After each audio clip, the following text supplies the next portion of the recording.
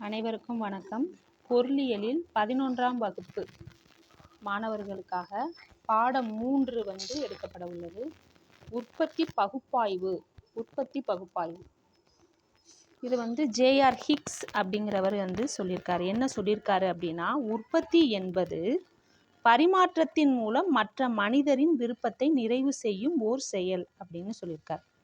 உற்பத்தி என்பது நிலம், உழைப்பு, மூலதனம், அமைப்பு, இந்த 4ம் சேர்ந்தது. அதாவது இந்த 4மே உற்பத்தியோட காரணி அப்படின்னு சொல்றாங்க.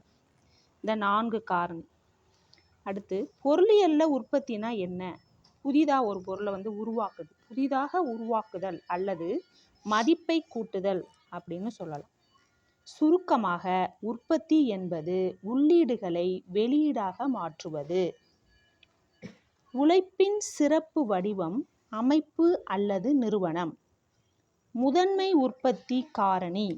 அடுத்து பார்த்தீங்கன்னா முதன்மை உற்பத்தி காரணி நிலம், உழைப்பு.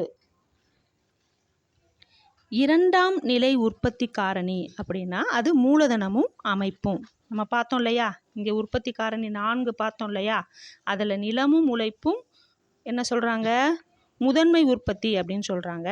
மூலதனமும் அமைப்பும் இரண்டாம் நிலை உற்பத்தி அப்படின்னு சொல்கிறாங்க. அடுத்து பார்த்தீங்கன்னா நிலத்தின் பயன்பாடு குறைந்த செல் விளைவு விதி அடிப்படையாக கொண்டது. குறைந்த செல் விளைவு விதியை இது அடிப்படையாக கொண்டது.